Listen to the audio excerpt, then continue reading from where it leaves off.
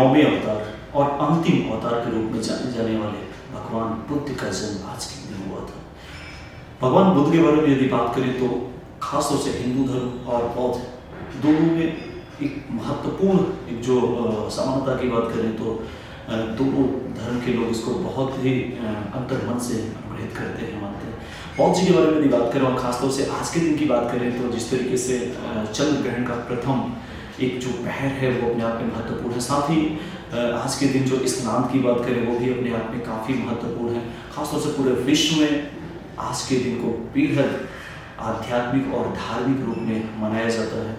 और ये खास रिपोर्ट में आपको बताती है कि किस तरीके से बौद्ध जी का जो आज का दिन है वो उसका कितना महत्व है। बुद्ध पूर्णिमा हर साल वैशाख पूर्णिमा के दिन मनाई जाती है।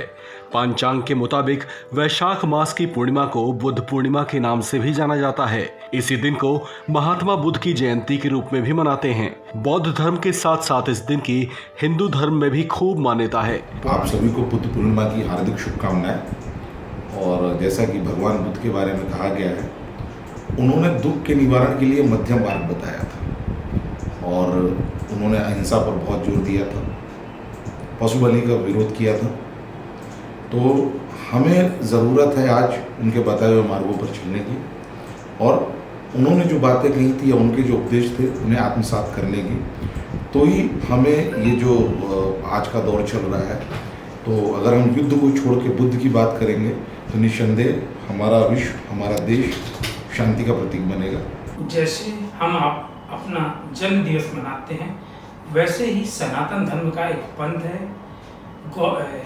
बौद्ध धर्म। उस धर्म में के संस्थापक गौतम बुद्ध का आज जन्म दिवस, जो कि लुम्बिनी पे, जो कि वर्तमान में नेपाल देश में है।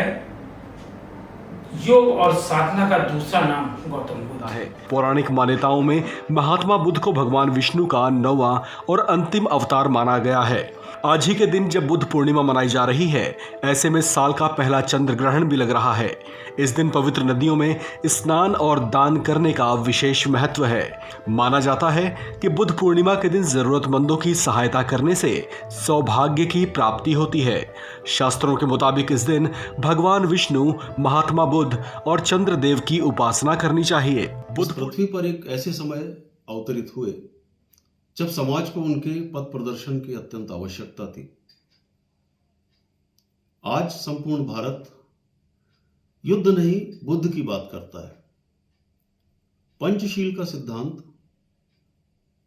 बुद्ध की इस विश्व को एक ऐसी देन है जो मानवीय मूल्यों से परिपूर्ण है। अव्याकृत प्रश्नों पर बुद्ध का मौन समाज को एक राह दिखाता है। बुद्ध का दर्शन सम्यक दृष्टि, सम्यक संकल्प, सम्यक वचन, सम्यक कर्म, सम्यक आजीविका, सम्यक व्यायाम, सम्यक स्मृति और सम्यक समाधि प्रत्येक मानव के लिए जीवन के परम सूत्र हैं। बुद्ध पूर्णिमा के विशेष मुहूर्त की बात करें तो ये 15 मई दोपहर 12:45 से शुरू होकर 16 मई को 9:45 तक रहेगा। इस दिन नदियों में स्नान का विशेष महत्व होता है। ऐसे में हरिद्वार और संगम आदि जगहों पर श्रद्धालुओं की अच्छी खासी भीड़ नजर आती है। श्रद्धालु इस दिन वैसे तो मुहूर्त में ही किसी भी समय स्नान आदि कर सकते हैं, लेकिन कहा जाता है कि उगते सूर्य को अर्घ देने से इसका महत्व बढ़ जाता है। बौद्ध धर्म के संस्थापक गौतम बुद्ध आज बौद्ध पूर्णिमा पर उनका जन्मोत्सव पूरे देश में क्या विदेशों में भी मनाया जा रहा है और उन्हें याद किया जा रहा है। इस घोर कलयुग में गौतम बुद्ध जीवंत प्रभु के अवतार माने जाते हैं।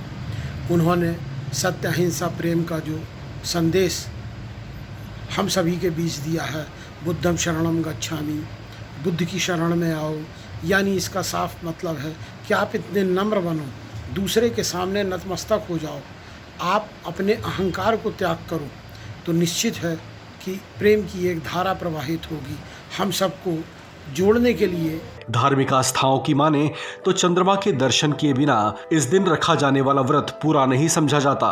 इस दिन चंद्रमा के दर्शन का विशेष महत्व समझा जाता है। कहा जाता है कि इस दिन दान आदि करने से घर में संपन्नता बनी रहती है। बुद्ध पूर्णिमा को बौद्ध धर्म से जुड़े लोग महात्मा बुद्ध के जन्मोत्सव के रूप में भी मनाते हैं।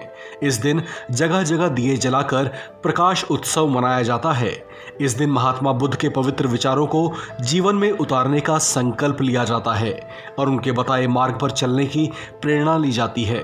कहा जाता है भगवान बुद्ध की शिक्षाओं और उनके बताए मार्ग पर चलने से सांसारिक कष्ट दूर हो जाते हैं। भगवान गौतम बुद्ध के जन्मदिन के उपलक्ष्य में गौतम बुद्ध जयंती मनाई जाती है और ये 483 ईसा पूर्व तक ये रहे। और ऐसा कहा जाता है कि बौद्ध धर्म जो है इस्लाम धर्म और क्रिश्चियन धर्म के पश्चात सबसे बड़ा तीसरा धर्म है और उसके अन्वय पूरे ईस्ट एशिया और साउथ एशिया में फैले हुए हैं। तो इसी उपलक्ष्य में हमने ये जयंती मनाई।